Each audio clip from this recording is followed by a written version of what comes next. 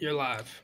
It is a stunningly busy Thursday, and it's the best sports gambling show on the planet. Welcome, everyone. This is WagerTalk Today. I'm your host, Andy Lang, and we are here for all of it. U.S. Open is already underway. NHL Game 4 is tonight. MLB is rolling. PFL is going to add even more action to the mix, and Kyle Anthony's going to be on to talk UFC. It's just one of these days where tons of opportunity everywhere if you know where to look, and we're going to guide you through that. We've got the angles. We've got the plays.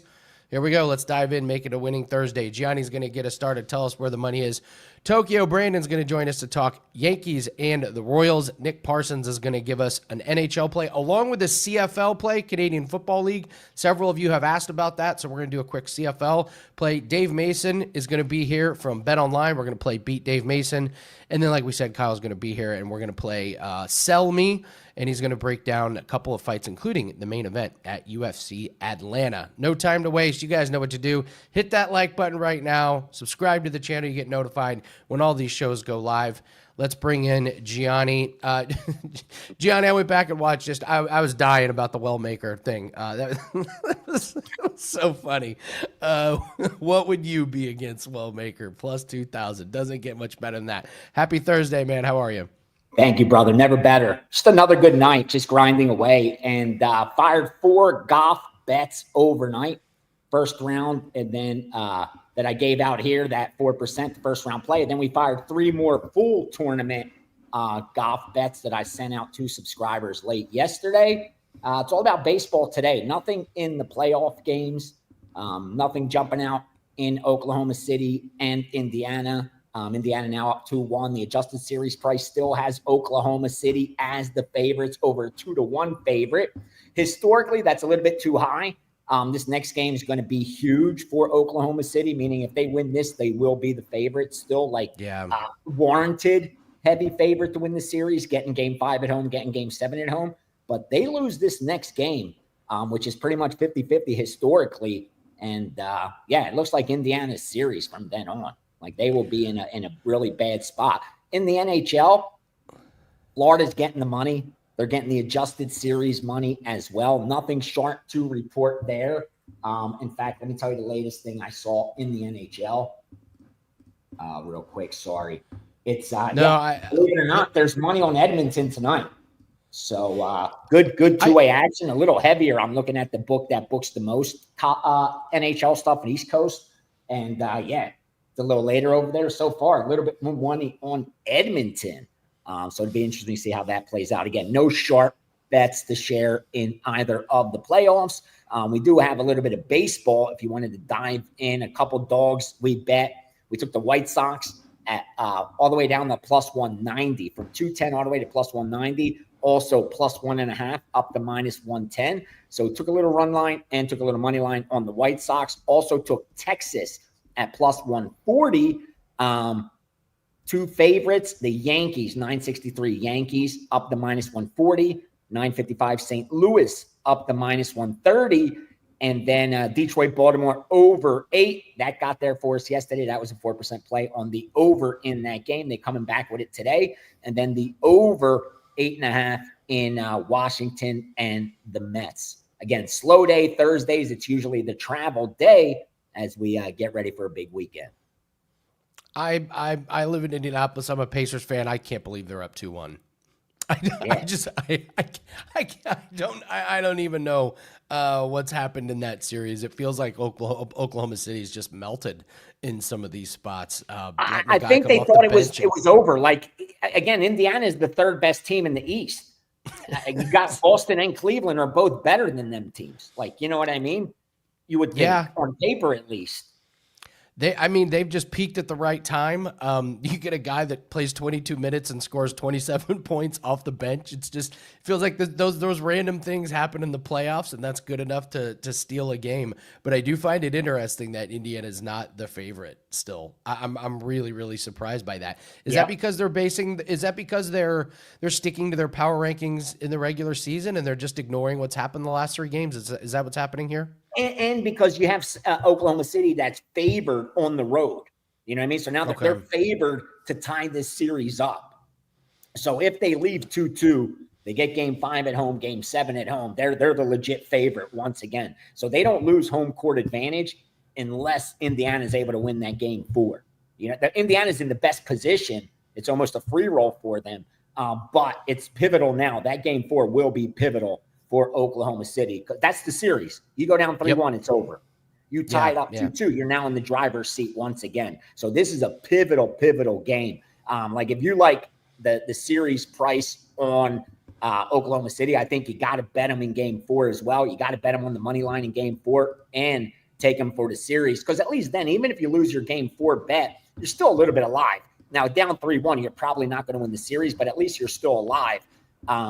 I think that's probably the best way to play that if you like the Oklahoma City side. If you like Indiana, then you got a great price for them to win the series, and you're getting a great price for them at home again in game 4. I mean, you're getting them.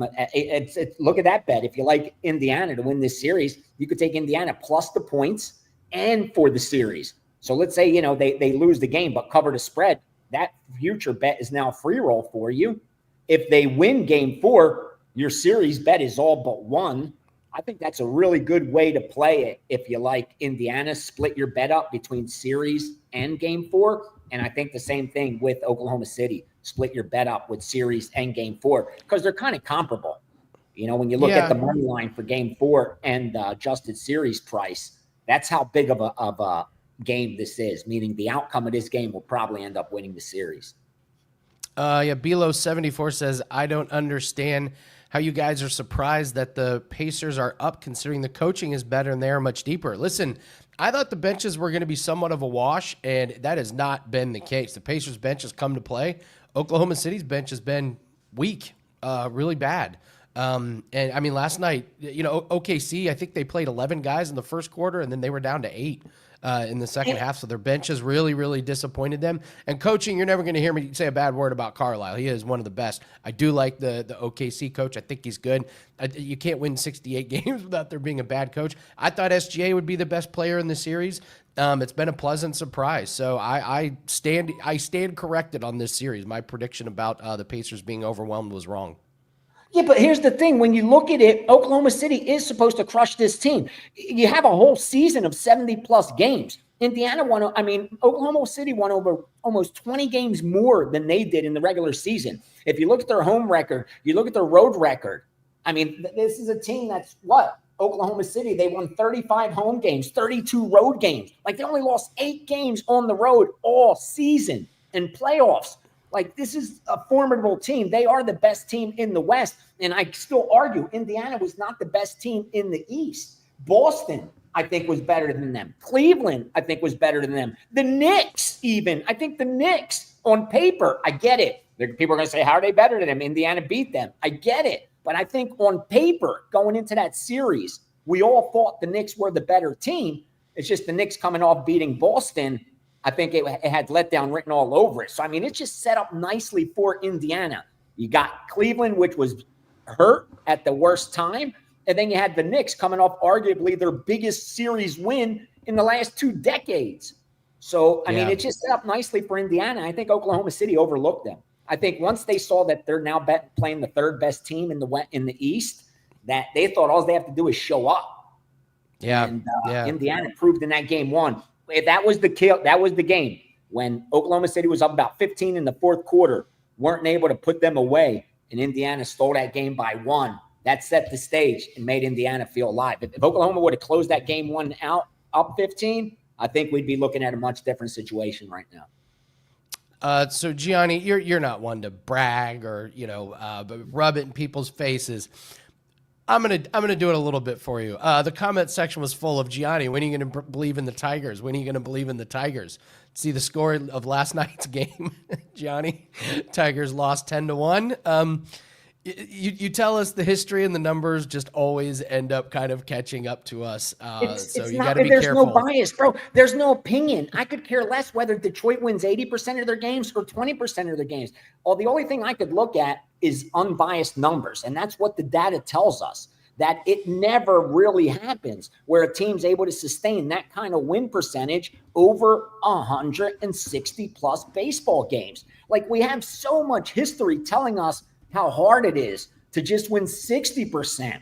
Once you get up to that 65%, man, to sustain that is almost impossible. So again, it wasn't a guess. It was just math. Not saying that the regression came yesterday and now it's just fade Detroit, but I would lay 2-1 that when this season ends, they will not have won 65% of their games. That's not going to be the case. And based on that, we know, based on what's remaining, they're not going to be winning 7 out of 10 games. They're not going to be winning 6.5 out of 10 games the rest of the way. I just don't see that happening. Classic Gianni Detroit, Gianni, you have a special now. I didn't know if you knew this, but we have a special for you. 30 days special for Gianni, $6.63 per day. You're up 45.7 units, 72% winning run on 5% best bets. You and I know, like them or not, 5% best bets. We have to be hitting at a high rate on 5%. We know that's the most popular bet. So awesome job. This is normally $299. 30 days, instant $100 discount, $199. So 30 days for Gianni. Yeah, UFC is this weekend. Gianni's having a really, really good week. So we like to run these specials when, someone's really doing well in something. So get 30 days for Gianni right now. I just got sent this. Classic Gianni Detroit Gianni. Classic. I love JD. We have all morning, okay? He sends me the special at 12:06. I didn't even know I had one. The show starts at 12. The show starts at 12. Not 11:56, but 12:06, right after the show starts. I love it. It's great. Yeah, so get Gianni's 30 days, instant $100 off. Phantom Picks has a question, Gianni. Do you do any Nerfy or Yerfy's yes run first inning or no run first innings? That's a huge Ralph Michaels segment. I don't know if you mess with those at all. No, I piggyback one of the group that does bet them, but here's the problem. Really? They bet almost every single one every day. I can't use that because I don't handicap it, so I can't use it for subscribers. That's the problem. There's one group that's what they do. They bet 9 or 10 of them every single day. They're profitable. They're up for the year. But, they're betting every single yes or no. And the only time I ever piggyback is when it lines up with what I'm betting for the game. Meaning if I'm betting an over, like yesterday in Detroit, Baltimore, and they're on the yes, there'll be a run in the first inning, then I'll piggyback that.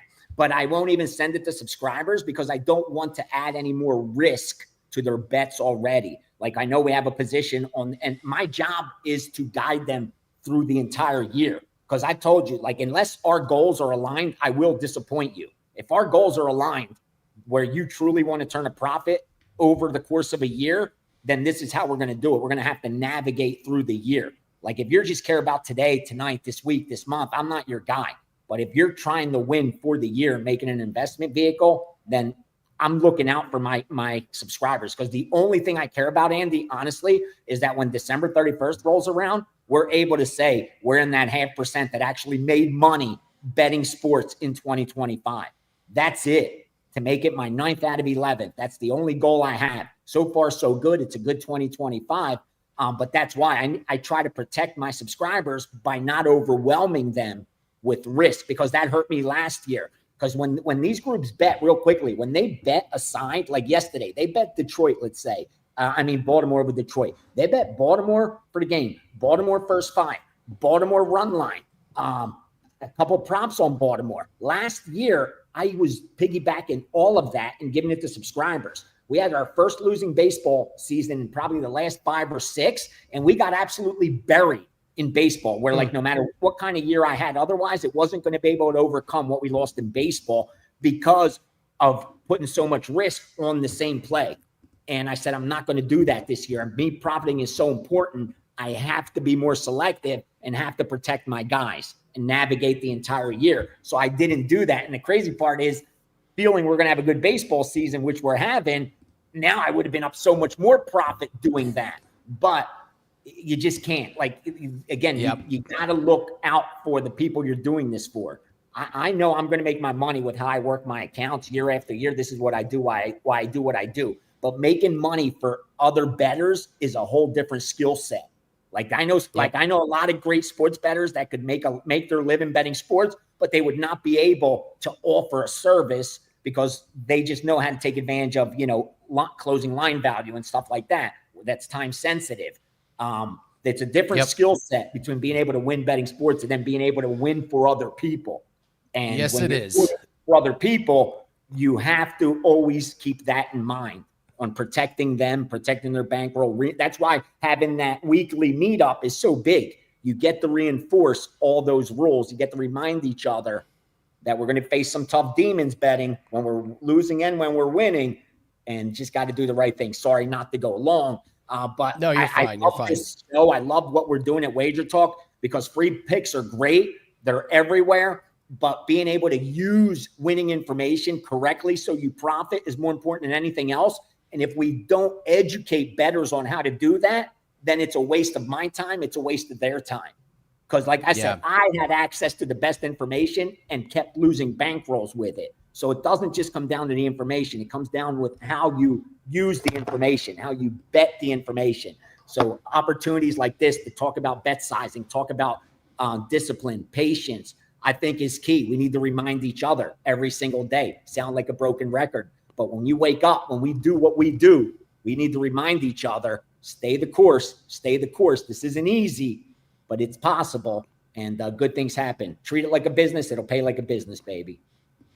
So I normally ask you, what do you have up for clients? Well, I'm going to tell you what you have up for clients. 30 days, discounted down to $199, instant $100 discount, 59.2 winning percent, 13% ROI on your big moves since 2023. You're showing short-term success. You've shown long-term success.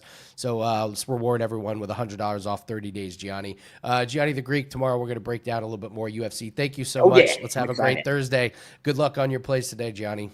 Thanks, brother. No package up for today. The only baseball game I bet was the White Sox. I bet the White Sox 2% play on the money line, 2% play on the run line. That's all I've been able to confirm out of the baseball board. Like I said, there's 4 golf. They've already gone off. So enjoy your Thursday. Do some damage. Big weekend ahead. Thanks again, Andy.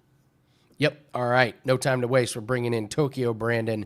Tokyo, I really truly mean this. I get up and I turn on Total Bases as a fan. You guys got me.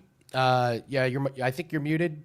So let's see if we can get your mic on. But yeah, so Tokyo, Brian Leonard, and Adam Trigger do Total Bases, and I get up and I turn it on. It is an amazing amount of information.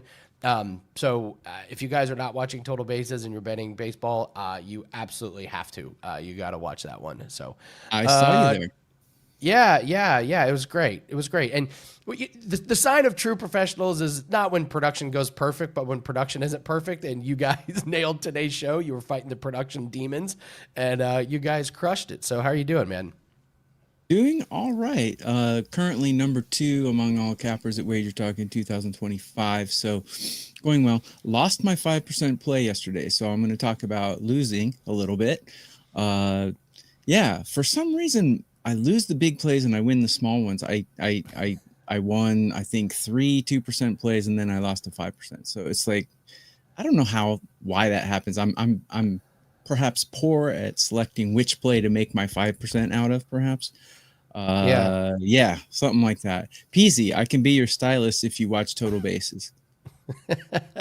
Well, every weekday at 9 a.m. Eastern on WagerTalk's YouTube channel. We're going to break down the Yankees and the Royals, and then we'll get to Phantom picks. Tokyo wants your opinion on Cubs and Pirates. But let's go to the Yankees and the Royals here real quick. Looks like we've got Warren for Yankees, Lugo for Royals. How do you break this game down? Yes. So if you watch Total Bases, as I've been saying over and over, I do have a list of what I call chronic walkers. And I just make a list of guys who walk a lot. And then I have... Since I was an MLB scout, I used the same database to project people, their numbers in the strikeouts, the outs. I do a lot of props, and you might be familiar with that, Andy, because I've known you to do a prop or two in your lifetime.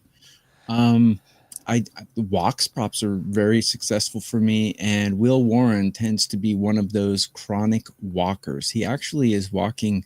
I have him number 11 out of 20. In all MLB starters for walks. He's walking about 4.5 guys per 9. In the last 30 days, he's walking more than 5 per 9.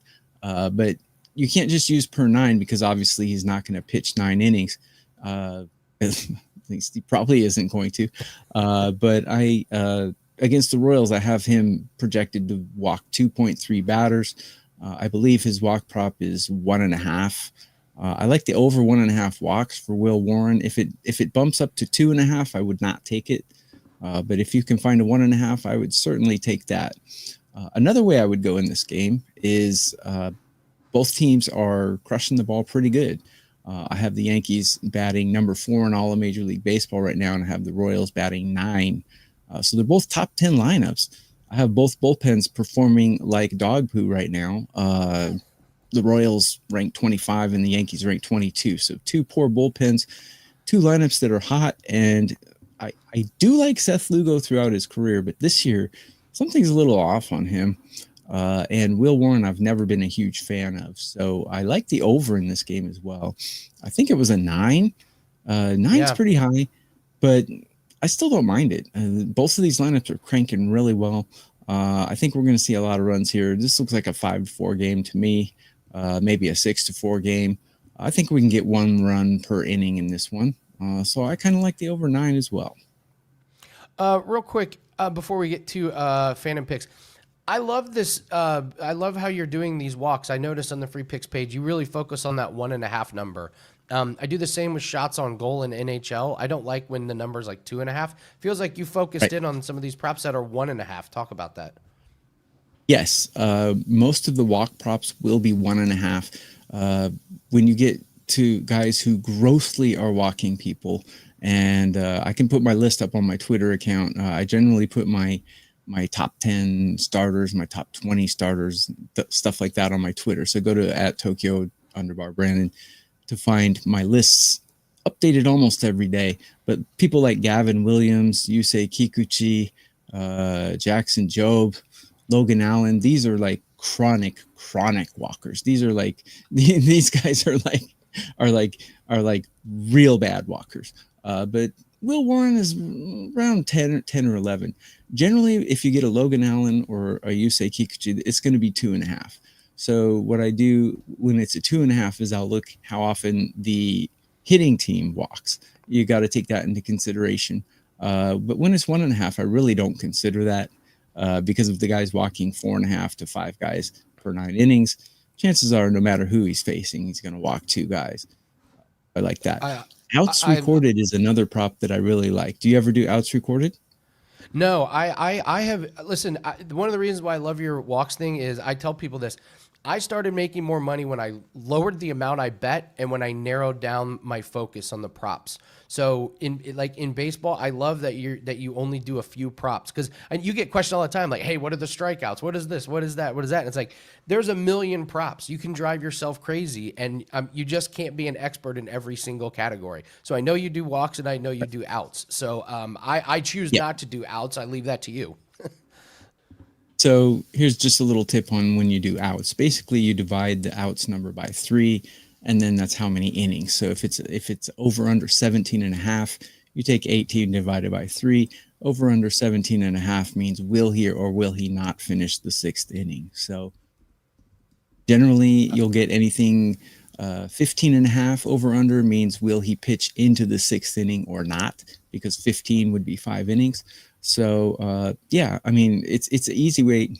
Nothing's easy in sports betting, but I found it to be profitable for me last year more than this year for some reason. But this year, the walks props are cashing well.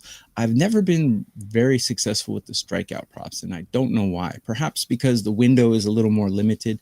A guy might strike out 5 to 6 guys in a game where he's going to record 15 to 17 outs. So there's a little bit larger window there in the outs. So there's more room to, take advantage of maybe a hole in the book numbers. Never won big on strikeouts. So I'm kind of phasing that out of my arsenal of bets to put out. Less is more. Less is more, man. Let's go to Phantom Picks. He wanted to do your quick thoughts on the Cubs versus his Pirates. It's his Pirates, Brandon. He's owner. Yeah. Well, don't ever bet as a fan. That's first of all. You can like a team all you want, but take your fandom out when you're betting, right, Andy? Yep, absolutely. Absolutely. You're never going to win if you bet your team with your heart. You got to just separate yourself. So don't bet as a fan. But I have the Pirates ranked higher than the Cubs today, which might sound come as a surprise to some. I have the Pirates hitting better than the Cubs in current form, and the Pirates bullpen, I have them currently ranked number 2 in Major League Baseball, where I have the Cubs ranked 12. So overall, I like Andrew Heaney, but Cubs, the Pirates plus 1.5 might be a way to go, or Pirates plus 1 might be a way to go. Speaking of walks props, Jameson Taillon. I'm not a huge fan of Jameson Taillon, but he's the opposite of a chronic walker. He almost walks nobody. Jameson Taillon walks less than 2 batters per 9 innings. And if you stretch that out into 9 innings and take the batting team that he's going against today, the Pirates, into consideration, I have Taillon's walks at 0.5 today. So under 1.5 for Jameson Taillon, and walks would be another way that I would go. And I believe I put that out as a client play before the show. I love it. Great work, Tokyo. Tell everyone about Total Bases one more time, and then tell everyone what you have up for clients at WagerTalk. Total Bases, Adam Trigger, Brian Leonard, and myself. We disagree often, but we all win, generally speaking. And we do a show 9 a.m. Eastern every day on WagerTalk's YouTube channel. Johnny Detroit in the comments, thank you, brother, telling us how great the show is. We love it. And we just, it's not for casual guys who just watch baseball for fun. It's kind of for geeks. We go pretty deep into the games, talk about minor league players getting called up. We go pretty deep into it. So catch that. I have a special 3 days for $39. If you use the code T3, you can get that at my page on wagertalk.com. I do have a 4% play in Major League Baseball today, which normally would be $25, but for $39, you can get that play plus 2 more days. Number 1 all sports profit capper at WagerTalk 3 of the last 4 years, number 2 this year, and climbing. So TB3, 3 days for $39. You got to tell everyone about the parlays that you do on the show. Parlays. Those are amazing. We are baseball experts, and each one of us comes up with one leg for the parlay of the day. We've cashed 2 days in a row, and you can catch the replay of Total Bases to find today's parlay. I actually put it on my Twitter as well, or my Twitter X, Tokyo_Brandon. You can find that. Parlay of the day. We're plus 18 units since we started doing it. It's amazing. Yeah, they're generally plus 400 to 600. So we've cashed almost half of them. That's amazing. Plus 18 units on each of you picking a parlay piece and putting it together. Yep. Great job. Yep. It's one of my new favorite shows anywhere. So good luck on the rest of the week, Tokyo, and we're going to do it again next week. Tokyo, Brandon, everyone, we're going to do all around the world a little bit later, but Dave Mason is joining us, so let's keep moving, guys. And please hit the like button. We're giving out a ton of knowledge. We're giving out a ton of free plays and everything. Please, token of your appreciation, go ahead and hit the like button. And again, subscribe to the channel. We got over 205,000 people. We got to be doing something right. You get subscribed to the channel. First off, it really does help us out. And also you get notified when all these videos get released. It lets you know when Total Bases goes live, when Wager Talk Today goes live, when Puck Time goes live. All these shows, we got breakdown videos galore on MLB games as we're finishing up NHL and NBA. So subscribe to the channel, join the Wager Talk family, and much love as always. All right, let's bring on Dave Mason from BetOnline. Dave, first off, how are you doing, sir? How's been the NBA and NHL playoffs so far? Good. Yeah, and the playoffs overall have been good, right? And we took a beating the other day on game 2 of the NBA. Last night was decent. But overall it's been good. No complaints. Now there's so many games it gets choppy, but you're up, down, but overall no complaints. Nice. We're going to play Beat Dave Mason. So, yep. All right, let us know. What's your liability? Is it public? Is it sharp? Where's the liability for you this week? Let's see. Let's talk about a few different sports here. NBA, it's still so much action. You have to come in game 4, but on that series price, we need Oklahoma big, man. I mean, people are betting. Yeah, I mean, that's not too surprising when you have odds that much of a favorite. I mean, people the public just bets those dogs, small risk for a big payout. It's no different than a fight, whenever there's a a minus 800, not all the time, but more often than not, that when there's a heavy favorite against a hefty dog, the public just piles in on that dog. The same thing is here, it's just people, but most people just don't want to lay a minus 700, minus 650, etc. But hey, what the hell? I'll put $20 on plus 500, plus 450, whatever. So, all those bets run up a huge red number, and that's where we're at on this. In the beginning, we're like, screw it, but now it's like, the odds are down to OKC minus 220 and Indiana's plus 186. So, at the open minus 700, I think, down to minus 220. All right, so I'm going to do something different here. We always have you tell us where you beat the public or the sharps, where you guys did really well. I'm going to guess this week. Was it Sean O'Malley? Did you guys do really well on the O'Malley fight? Yeah, you read my mind. I took some notes down. I took some notes down here, and I was looking just at that. Yeah, UFC Saturday night was awesome. Saturday was great. Belmont was good. And then UFC was that's probably one of our better cards in a while. And it was definitely topped off by O'Malley going down. Usually in those kind of fights, it's kind of insurance. The public will be on the dog, but those money line parlays or favorite parlays are so popular that sometimes it's a give and take. But that wasn't the case on that fight. It was like we needed Merab huge on the straight. And on the parlays, it was pretty much even. We actually kind of needed the chalk on those parlays. So the double whammy, it was a great card for us, without a doubt. Yeah, I was on Merab from the very beginning. You weren't getting any of my Sean O'Malley. You weren't getting any of my Sean O'Malley money. Yeah, we have some questions for you in the chat if you're up for it here. First question actually comes from Gianni Detroit. Which sport has the lowest hold? Which sports that you book has the lowest hold? I mean, from the meat and potatoes, I'm not going to count rugby and all those. I'm not going to count your darts. Okay, let's put it that way. I'm not going to throw any darts. But for the meat and potatoes, it's got to be MLB. And it has a lot to do with just the juice, the reduced juice, the dime lines. It's just simple math, right? If we're booking something at minus 110.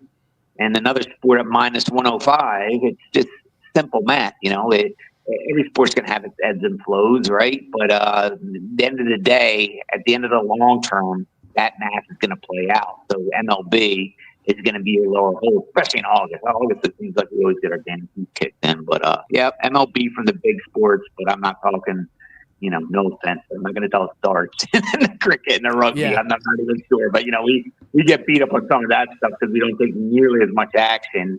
And a lot of the action we take is sharp. All these accounts popping up from Europe who've been kicked out all those Euro books, and they find their way to BetOnline, and they're betting, cricket and rugby and handball and futsal and all this other stuff. And where we're not getting the public buyback. So meat and potato sports, MLB.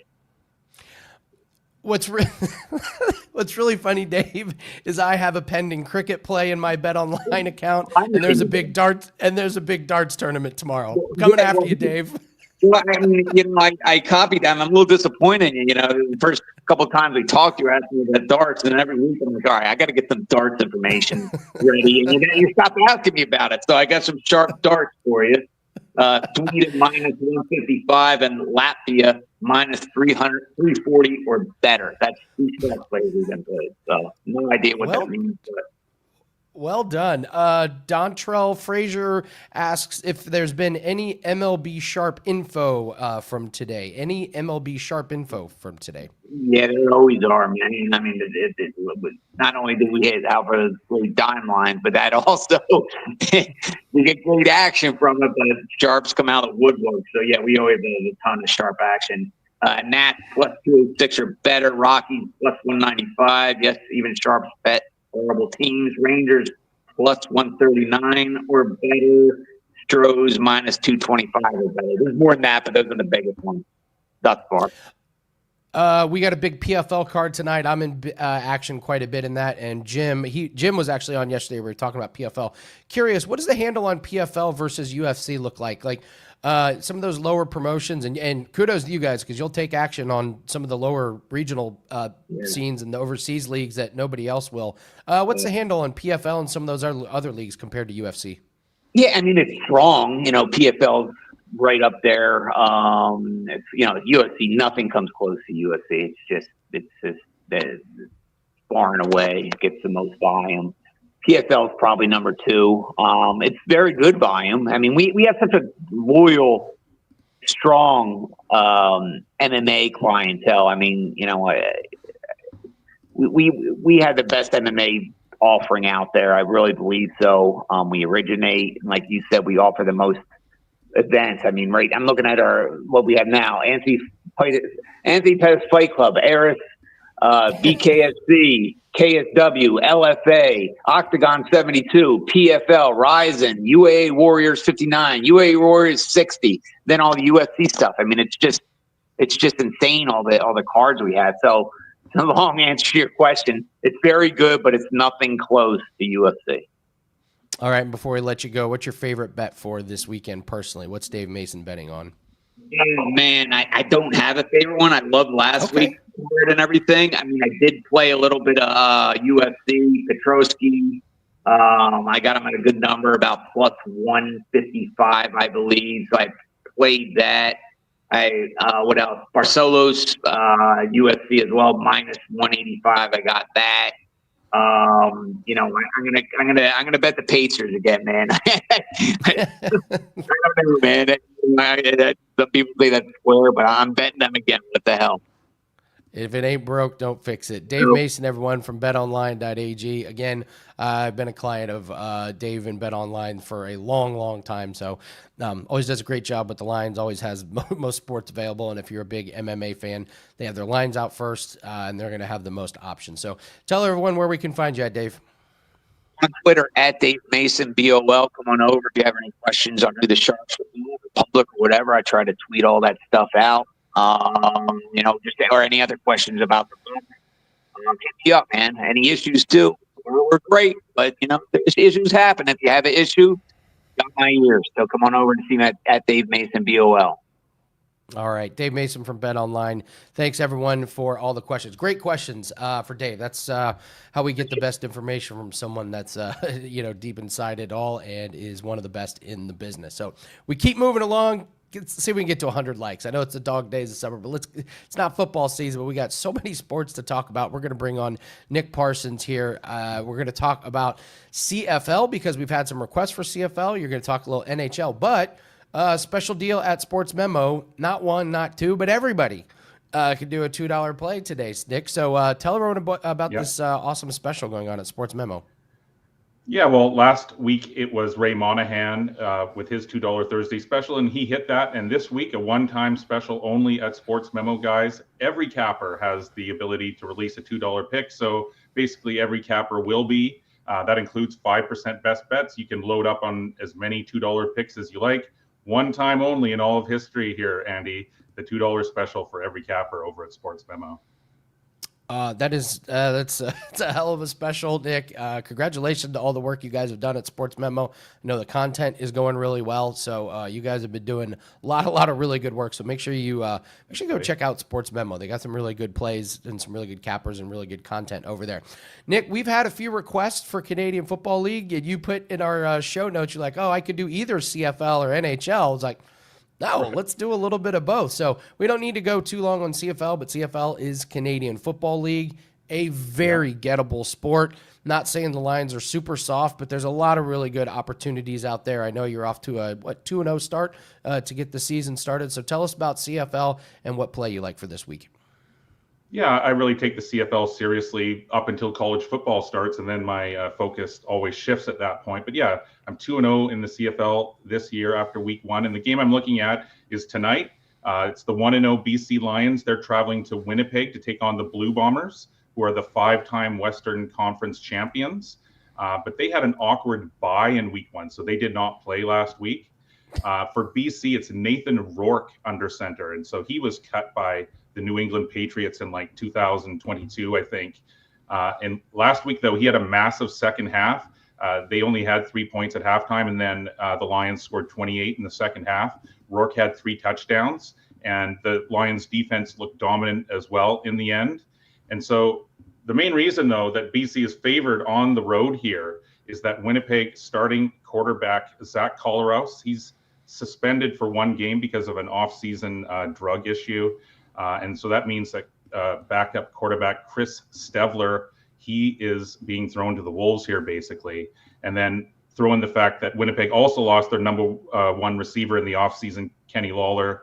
I just think the more complete team here, BC is firing on all cylinders, going to be able to take advantage of a home side that's undermanned. And so I'm going to suggest to lay the points on the BC Lions tonight. Cody Holloway agrees with you 100%.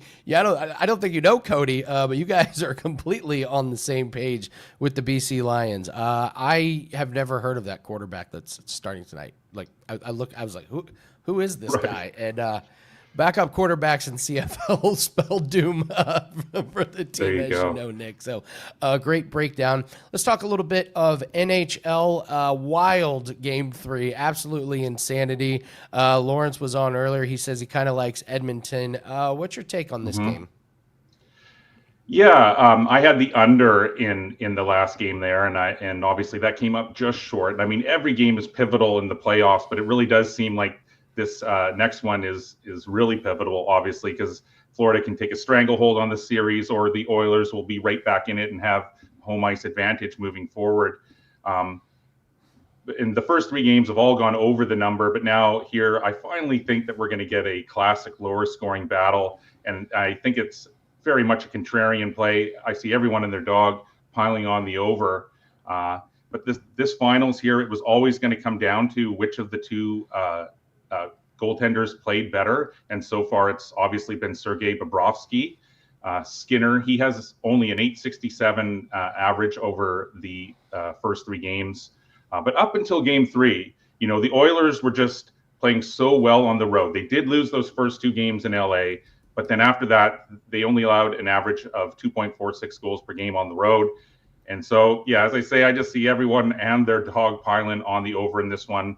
I'm going to go contrarian here, Andy, and I think that the first game of this series will finally go under.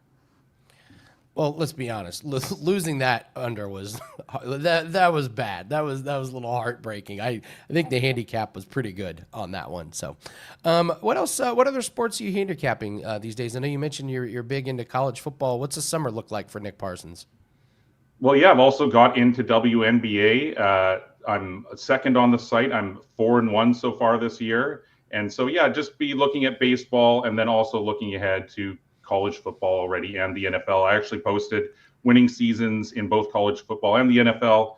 And I'm just about to finish posting winning seasons in both the NBA and NHL as well. So hopefully a couple more winners here before it's all said and done. Great work, Nick. Remind everybody one more time, one time only special, $2 for everybody at SportsMemo. Yeah. Exactly. A site-wide special. Every capper has a $2 play up, guys. You can head on over to SportsMemo, load up on as many $2 plays as you want, and that includes a lot of 5% best bets, including myself. I have a 5% best bet CFL picks that you can use the $2 special on. Awesome. Great work and good luck. And thank you for talking CFL. I hope we can talk CFL every week when you come in, because more than one person has said, hey, can you do some more CFL content? So, yeah, keep that in mind when we do this again next Thursday. Nick Parsons, everyone, over at SportsMemo. All plays are $2 over there. We're going to bring in Kyle Anthony in just a bit, but let's go ahead and take a trip around the world. We got quite a few plays that we're going to look at. I mentioned that we've been paper trading team totals this week. I talked with Gianni that last week my team totals were bad, so we take a step back. We paper trade them. We're 3-1 this week. We went 1-1 yesterday. We hit a WNBA, and we lost on the MLB. Again, these are plays that I just do all the research on. I come up with the play, and then don't bet it. We see how we're doing it at the end of a week. So the one on paper trading today, Colorado Rockies, first 5 innings under. Birdsong gets the start for the Giants. He doesn't go too deep into games, but he's done pretty good early in the games, allowing more than 2.5 runs just once in his last 4 outings. I don't like the schedule for the Rockies. They had a really late game last night. Now the batters got to come back and play in the afternoon. So I'm going to take under 2.5 first innings, Colorado Rockies. This one comes from the WagerTalk free picks page from Buster. Seth Jones over 1.5 shots on goal. He went under last game, but he's gone over in 10 out of the last 12 games against Edmonton. We're going to Formula One, the Canadian Grand Prix. Winning margin under 6 seconds. This is a prop in the prop section. Formula One Canadian Grand Prix under 6 seconds. It's cashed in 6 of the 9 races this year, cashed in each of the last 2, cleared with ease this year. If the McLarens get out and they're running 1-2, they're going to run right behind each other, and you're going to have an under 6 second margin for the winner. And then U.S. Open, a couple props that tee off here in about a half hour. John Rahm over 71.5, the round 1 score. The morning guys went out. The first 5 or 6 holes were pretty easy because the greens were soft. Bogeys galore now. It's going to be carnage in the afternoon. John Rahm over 71.5. His driving accuracy hasn't been there. And Sung J M over 73.5. His irons have been truly atrocious. It's been a big step back year. He's going to struggle mightily to hit these really fast greens. So John Rahm over 71.5 and Sung J M over 73.5. Those tee off here in about a half hour or so. So there's some plays for the live viewers. All right, let's bring in Kyle. Anthony, Kyle, I believe you hit your 5% big play last week, and the reason I noticed is you and I both had Kevin Holland in our big play. Isn't it amazing with Kevin Holland? You just know in the first 30 seconds whether you're going to win or lose. There's no drama. There's no drama in a Kevin Holland fight. He's an absolute wild card, and it was a little bit tough to make that click. But then when you look at Luque and where he is in his career and medical issues and all those things, and Kevin Holland at 170, it really felt like a strong parlay piece. And he came through. I thought I thought he was going to maybe do the knockout, but it didn't matter. Got the job done. Plus being there last weekend was also nice, being at the arena. When you're at it doesn't matter what sport, right? It doesn't matter whether you're a football game, you lose your bet. You don't like it all, especially when you're talking about, what we're doing, 5%. We have our big plays going and stuff like that. So it was a nice night, and Marab got it done. Well, let's jump right into, you've got 2 plays here, main event, and we'll talk Cody Durden and Ochoa. Let's just do the main event right off the bat. We'll do Buckley and Usman. What's your breakdown on the main?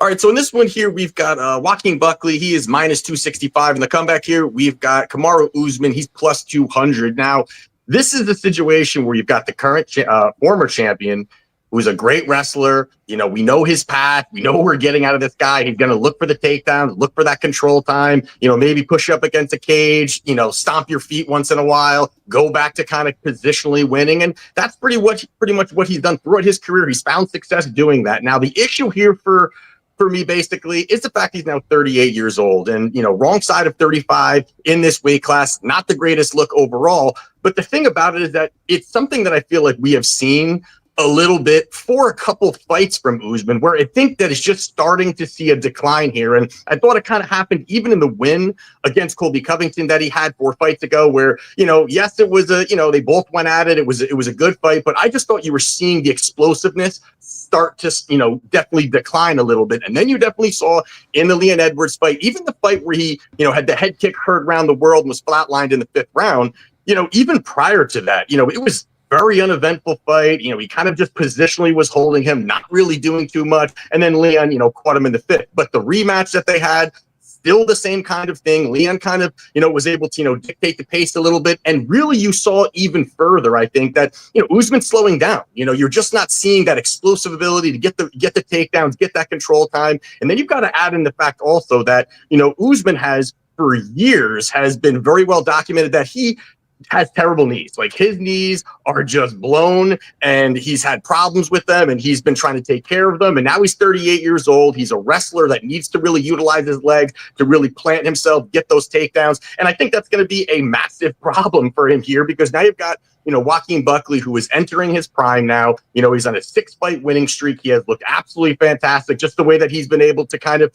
have his frame in this division. That's the biggest thing here also, is the fact that since he moved from 185 pounds to 170 has really been great for his career. He's always kind of in the 185, you've got guys who are trying to cut down and get down to that weight, and then they're much bigger than him. Now you've got Buckley, who went down, and now he's going to have that bigger frame. And the thing about it also is that he kept his explosiveness, he kept his power. Those are just things right now that you're seeing kind of materialize. And even against, Wonder Boy Thompson recently, who is hard to knock out, only had been knocked out one time prior. He's very tough to take down, and just, his footwork and his distance management is elite in the division, or really in the UFC. And still, Buckley was able to catch him, get the knockout. And even against Nursultan Rizaboyev, which, say what you will about him, but he is has a freak frame. He's long, he's lanky, he's got some power. And even there, I thought Buckley showed really a lot of just growth, because instead of him just going forward, winging shots, just trying to throw shots and catch a big